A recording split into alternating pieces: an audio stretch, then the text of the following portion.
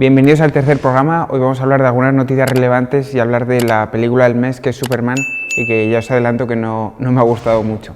Empezamos con una noticia que me parece curiosa porque, sobre todo, como algunas noticias en un sentido mueven mucha atención y en el sentido contrario no mueven tanto. Hablo de la taquilla, de que la taquilla está como viviendo un momento dulce y que sin embargo no se está hablando tanto de ello como cuando va mal, como pasaba hace un año y unos meses, que hubo varios fracasos seguidos y tal. Y por bajar un poco al barro de cómo de bien está yendo, por ejemplo, en Estados Unidos está un 16% mejor que el año pasado,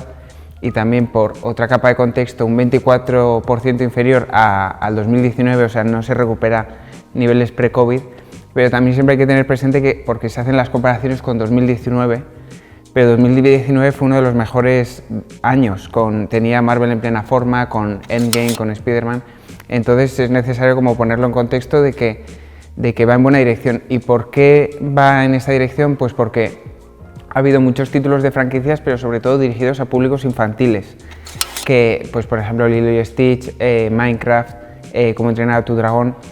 Y el público infantil resulta que es un público como más consistente que el adulto. Normalmente una película de Hollywood se estrena, pega como el subidón y luego ya siempre va a bajar. Y sin embargo los títulos infantiles como que se mantienen más consistentes en el tiempo, no tienen ese nivel de bajón. No sé si sea porque es el niño pidiendo a sus padres por 20ª vez que lo lleven al cine y por fin lo consigue, pero consigue casos como extraños, como el de la secuela del Rey León, que se estrenó en diciembre, que se estrenó tuvo un estreno como pésimo de solo 35 millones y luego llegó hasta los 700 millones como 3 meses después. Entonces cambia un poco la forma de pensar y de estructurar un poco los estrenos y de hacer inversión publicitaria, no solo dedicada al estreno, sino de mantenimiento, porque realmente les merece la pena. También hay que decir que está como Hollywood pegando petardazos, ¿no? O sea, tiene Jurassic, tiene Superman, ahora va a sacar 4 Fantásticos, entonces tiene todo eso a su favor. Y luego 2 títulos adultos que también han funcionado, que son Sinners y Fórmula 1. Es curioso porque los dos han tenido buenas reacciones, pero pertenecen a 2 modelos completamente diferentes económicos. Por poner en contexto un poco esto de cómo se hace el encuadre en las noticias, cuando se estrena Fórmula 1, por ejemplo, se vende como un éxito por alcanzar los 150 millones en todo el mundo. Exactamente hace un año se estrenó una película con el mismo coste y la misma recaudación y fue visto como un fracaso, que era The Flash. Se ven diferentes porque cada vez hay títulos que se alejan en cuestión de expectativas. Fórmula 1 era una película de Apple que no necesita necesariamente que funcione en cines, pero sí que necesita que haya cierta relevancia, que sea objeto de conversación y como que realmente haya movido a un número importante de gente. The Flash movió al mismo número de gente, pero de alguna forma no hubo un feedback positivo, cayó muy rápido después del primer fin de semana y sobre todo ese título tenía como mucho peso muerto que levantar en cuestión de volver a ilusionar con un universo nuevo y tal. Y esta película era un entrar y salir, simplemente no había secuelas, no había nada que pensar. Y entonces por eso con el mismo dinero y el mismo coste uno se vio como un éxito y otro como un fracaso. Otra cosa que me parece curiosa, que lo hablamos en el anterior programa, que era el tema de utilizar la inteligencia artificial para reducir costes en estas películas de producciones ingentes de 200 millones, porque incluso con estos números buenos de taquilla sí que se ve que las películas tienen muchos problemas, las grandes producciones, en atravesar los 600 millones a nivel de taquilla mundial. Y con 200 millones de presupuesto y 100 de marketing es muy difícil generar beneficio. Y lo volví a comentar porque esta semana se ha salido una noticia un poco del jefe de Marvel que está ahí un poco en apuros y confesaba que se reunió con el director de The Creator, que es una película que se estrenó hace un par de años, y es interesante porque esa película era un experimento raro de gente muy experimentada en el cine, como realmente apretando cada dólar y haciendo una película que parecía de 150 millones y que en realidad solo costó 80. Y claro, es muy revelador que se reunieran con ellos como para, oye, ¿cómo hacéis para reducir tanto los costes? Porque Marvel debe ser es muy complicado para una empresa acostumbrada a producir unas películas con un coste y aunque reduzcan los ingresos, cambiar el formato o la mentalidad para que cuesten mucho menos, ¿no? Entonces es curioso. Pasaba también con Stephen Colbert, que es un programa así tipo El Hormiguero en Estados Unidos, con este formato como súper tradicional de late night, de presentador, hace un monólogo, llega un entrevistado y tal. Y entonces la polémica es un poco que lo han echado como una especie de chantaje de Trump, pero lo curioso también es que era un programa que costaba 100 millones al año y tenía unas pérdidas de 40 millones. Y entonces un poco especulando cuáles son los costes tan altos de este programa que son caros, pero que no, o sea, es imposible de pensar que cuesten tanto dinero. Debe ser también porque son unos programas que han tenido mucho éxito durante décadas y décadas y de repente cambiar la mentalidad y reestructurar a que tengan un coste razonable es como muy complicado. La segunda noticia que quería comentar también la medio intuí en el anterior programa, que era esto de que Denis Villeneuve la habían cogido para 007 y que no estaba claro que si iba a rodar Dune 3 antes o después de hacer James Bond. El otro día ya se confirmó que ya están rodando por ahí en Oriente Medio, ya habían empezado el rodaje. Es curioso porque no había habido una confirmación del estudio hasta el primer día de rodaje y porque no ha habido como noticias de casting que les funcionan muy bien como para ir generando como hambre. La única noticia es como que Robert Pattinson igual está en la película, pero no se sabe. Esto es una buena noticia porque la última de Dune es un poco una de las últimas grandes noticias de cine complejo, de ciencia ficción, casando con una buena taquilla. Hizo como más de 700 millones. Yo la he vuelto a ver y la verdad es que en vez de que me haya ido gustando menos, me ha ido gustando más. O sea, cada secuencia, sobre todo, es mejor que la anterior y sobre todo puedes ver una secuencia y estar como analizando niveles de detalle varios, no solo a nivel de artista, de todo lo que está haciendo a nivel de iluminación y de sonido, sino cosas que se está preparando para como lo que está por venir en la película. Solo por recordar, las dos primeras películas adaptaban el primer libro y esta adapta el tercer libro, que su autor lo escribió un poco porque escribió Dune y entonces vio como que la gente veía al protagonista como un héroe y en realidad de lo que trataba era sobre la tragedia un poco del héroe carismático, de cómo ponemos como nuestra confianza en una persona que tenga mucha carisma y cómo eso pues simplemente el tener ese poder pues transforma a la persona y cómo también es engañoso un poco el carisma. Por eso el tercer libro lo tituló Mesías, porque era una forma un poco más explícita de decir, oye, que aquí te ve, o sea, que no te pase lo que le ha pasado a los protagonistas de este libro, que es que han caído en esa trampa. Su director ya ha dicho que es el último libro que adapta, además hay como 8 o algo así, y todo el mundo confirma que según van avanzando los libros la cosa se va volviendo como más fantástica y más compleja y más como que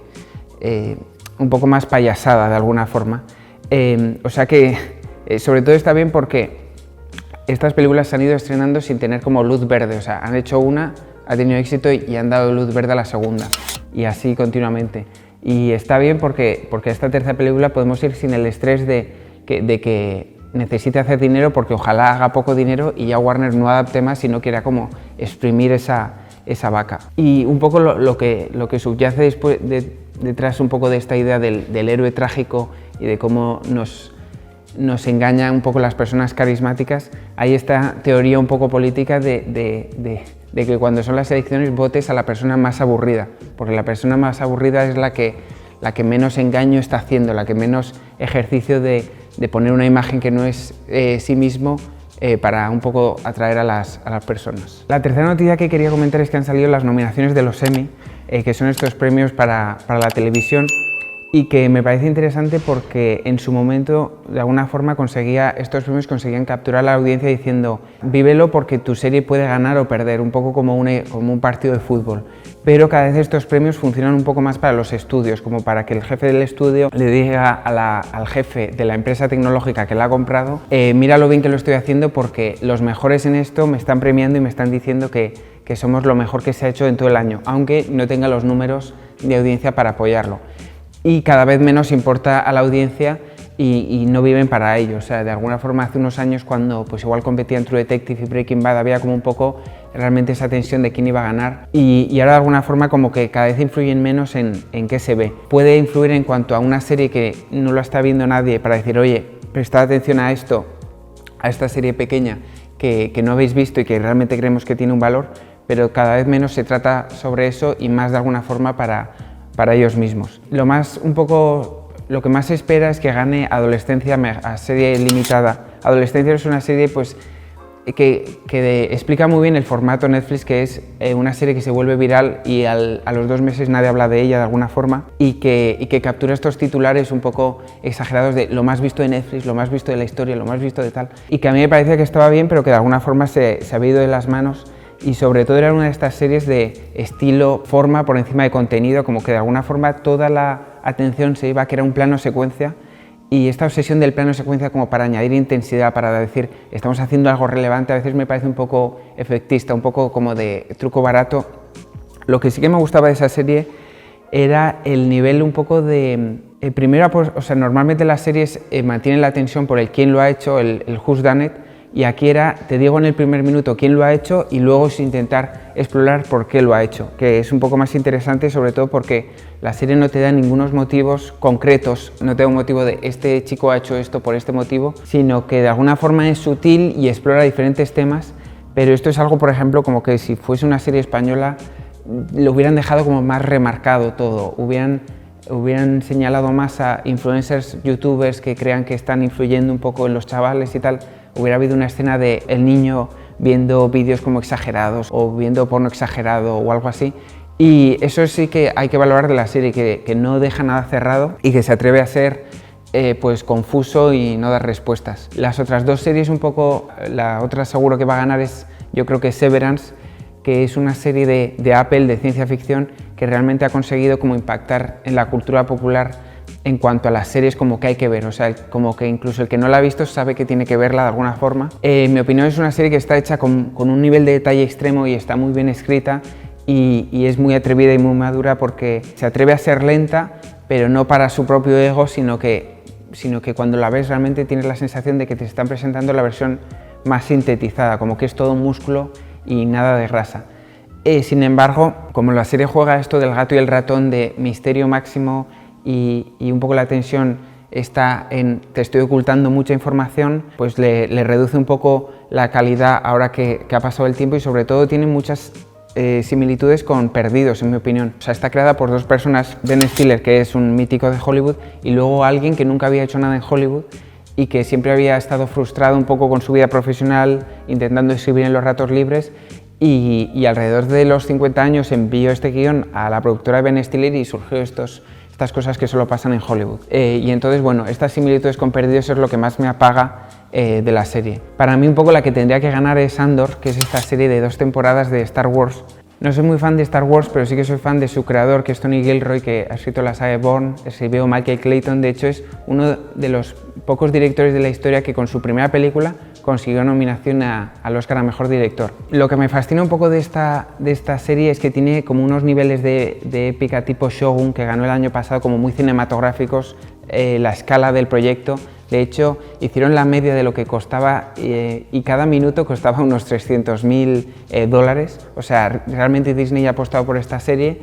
y me llama la atención mucho porque es una serie como muy adulta, como que realmente no puedes estar haciendo otra cosa que ver la serie, no porque te inunden en información, sino porque hay como unas capas de sutilidad que no hay en la mayoría de series, y menos en una serie relacionada con una franquicia. Y aunque es una serie que al principio cuesta un poco de ver, transmite muy bien la complejidad un poco de las revoluciones, que me ha gustado mucho. Y luego es que los últimos capítulos, a nivel de tensión, lo pensaba y decía, joder, hace años que no veo algo con tanta tensión, y me recordaba un poco, aunque parezca como exagerado, a los últimos capítulos de Breaking Bad, en los que, como se están cerrando las tramas, se van a comer un poco a los personajes, como que están sin aire, que no hay espacio para nada más que para cerrar como últimos cabos. Y los últimos 4 o 5 capítulos de la segunda temporada estaba a ese nivel de tensión. También me gusta esta idea de que saquen una serie y digan, solo va a tener 2 temporadas. O sea, me da igual que tenga éxito o no, pero va a durar esto. Y como que de alguna forma hay un compromiso con un final y con un cerrar tramas y tal. Y la verdad es que si todo fuera justo, ganaría Andor. Muy brevemente, otras cosas interesantes como conclusiones que sacamos de los Emmy es prestar atención a esta serie que se llama Paradise en Disney Plus, como de ciencia ficción. mezclado como con thriller político. Luego me llama la atención cómo hay varias series que siguen estando en los Emmy, pero son estas series buenas que ya no están presentando como sus mejores temporadas, tipo The Bear, tipo Slow Horses, The White Lotus o The Last of Us. Y luego la otra cosa interesante es que se ha comprobado el éxito de las series que lo petaban en los 90. Hay esta serie que se llama The Pitt, que es una serie de un hospital muy típica, o sea, tipo urgencias en la que trabajaba George Clooney a finales de los 80, o tipo Hospital Central en España. O sea, estas series que se llama del género procedimental porque es cada capítulo una historia un poco reducida, con principio, medio y final, y como que en cada capítulo ya obtienes conclusiones en vez de algo estirado. Y el éxito que ha tenido esta serie como a nivel cultural, a nivel de audiencias, realmente puede hacer como una indicación de volver un poco a series más tradicionales. Y continuando un poco con títulos o noticias que me parece que están pasando y no se les está prestando como mucha atención, hay esta serie que se llama Alien Earth, que se estrena el 12 de agosto. A mí hace unos años si me hubieran dicho algo de Alien me hubiera dado una pereza mortal, pero he ido un poco viendo los títulos en los que detrás hay un director como de mucho prestigio y me ha ido como ganando. Realmente tú ves el tráiler y luce mejor que casi cualquier serie reciente, o sea, habría que irse como a Shogun o Andor para recordar esos niveles de calidad. Y eso es, por ejemplo, una asignatura pendiente de Netflix, porque da la sensación de que se gastan millonadas pero nunca lucen bien, o sea, siempre parecen un poco de papel cartón, como que los sets se reconocen mucho y nunca hay localizaciones reales, y solo viendo un poco imágenes del tráiler ya promete, pero sobre todo porque de nuevo, igual que las otras entregas de Alien que a mí me habían llamado la atención porque estaba James Cameron detrás o estaba Ridley Scott detrás, en esta está Noah Hawley, que es un creador de estos que no son conocidos, pero que ya tiene experiencia cogiendo títulos como míticos de los 90 y haciendo una serie de ello, como es Fargo, que es una serie de estas que es una antología, o sea, cada temporada son diferentes personajes, diferentes historias, que es como muy cómodo de ver muchas veces. Y la primera temporada de Fargo, que es la mejor que se ha hecho en esa serie, se mantiene para mí de lo mejor que se ha hecho en los últimos 15 años en televisión. O sea, el primer capítulo, yo creo que los capítulos como más memorables, de los mejores pilotos que he visto, tú terminas ese capítulo y dices, ¿cómo puede haber una serie después de esto si han pasado ya tantas cosas? O sea, no puede haber serie después de esto. Y entonces simplemente porque él esté involucrado como creador ya me llama la atención. Es una serie que va a tener 10 capítulos, además se va a estrenar semana a semana, que es algo que me encanta. O sea, odio esto de estrenado en el mismo día, empáchate de esta serie, ten como un día de ahogarte en esta serie y de sentirte fatal para cuando acabes por el nivel de inactividad que has tenido.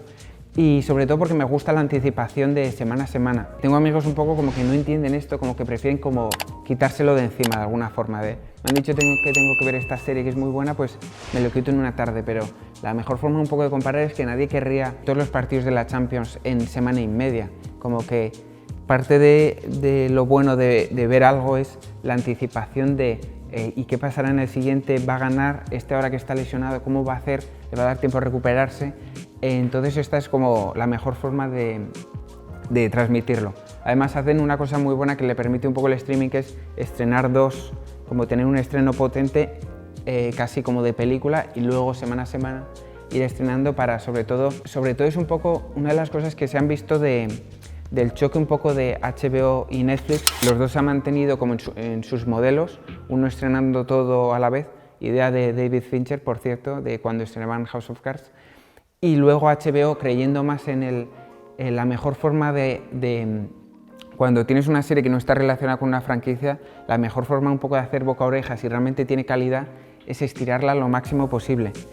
En esta revolución que ha habido del streaming de todo el mundo copiar a Netflix, da igual que mi plataforma de streaming no haga dinero, es el futuro y tengo que ir loco a por ello.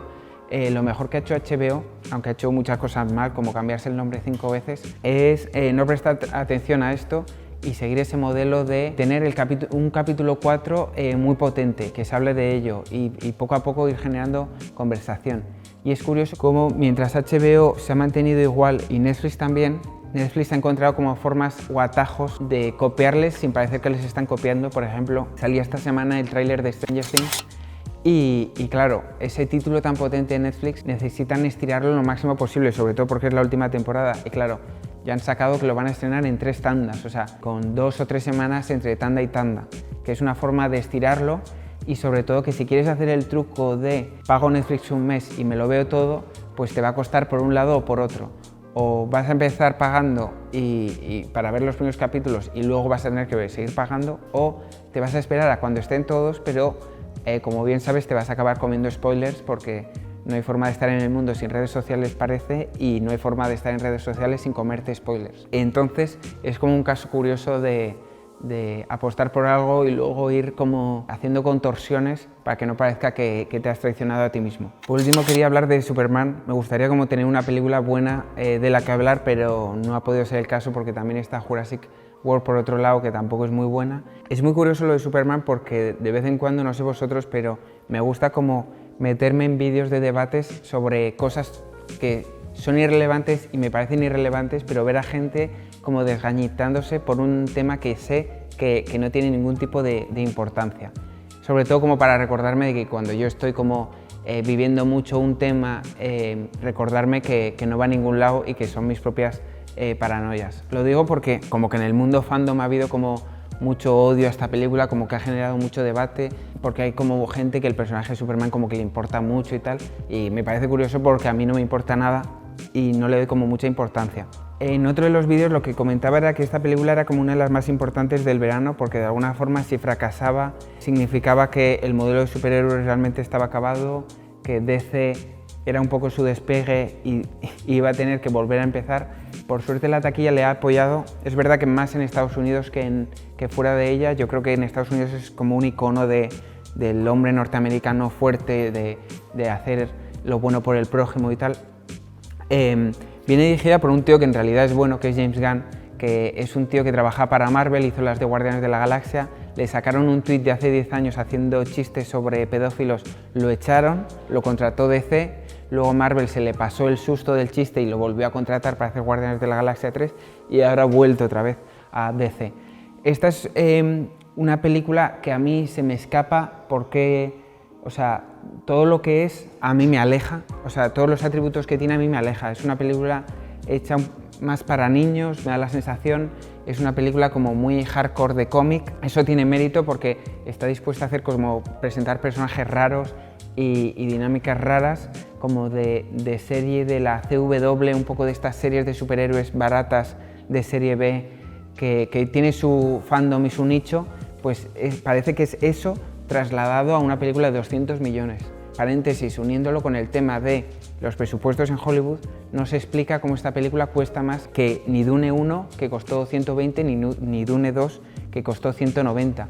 Esta película está toda hecha en sets y con efectos especiales, mientras que las otras tenían localizaciones reales, grandes actores. En esta hay actores desconocidos, de hecho a Superman creo que le han pagado 750.000 y al malo 2 millones, o sea, ¿en qué mundo cuesta esta película 225 millones? Es otra cosa que se me escapa. Es verdad que los efectos especiales no son ridículos, pero no se entienden muy bien. Entonces,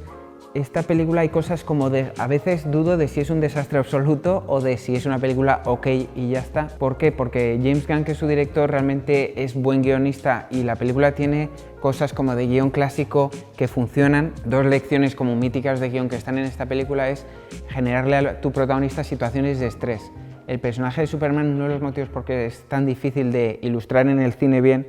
es porque si eres Superman, si eres un dios, ¿qué te voy a poner enfrente que resulte un obstáculo para ti? Esta dinámica de guión de tu protagonista y tu película solo es tan buena como el obstáculo que le pones a tu protagonista es la problemática que tiene ilustrar este personaje en el cine. De hecho, en Watchmen, que es una película de hace unos años también, tiene la mejor versión de Superman, que es ¿qué pasa si Superman de repente entra en depresión y le da igual el mundo? Porque da la sensación de que solo él mismo podría ser un poco su mayor enemigo. Entonces este guión sí que está haciendo un par de cosas como de guión clásico muy buenas, como es generar situaciones de estrés para el protagonista mantenidas en la película, como que de alguna forma no está Superman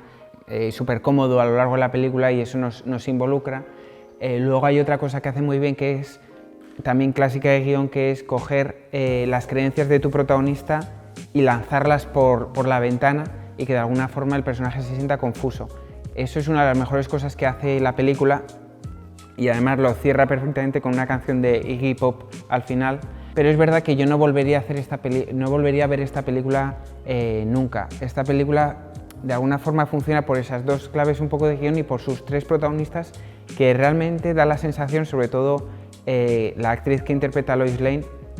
que es esta chica que es curioso porque ha tenido éxitos como Silenciosos, tenía un papel secundario en House of Cards, luego le dieron una serie en Amazon que ha visto casi nadie, pero que ha arrasado siempre en los premios, que es Mrs. Maisel. Y esa actriz realmente la ves como interactuando con cosas de efectos especiales que tú como espectador sabes que no están ahí, y la tía realmente está feliz de estar ahí, y eso como que se transmite. Entonces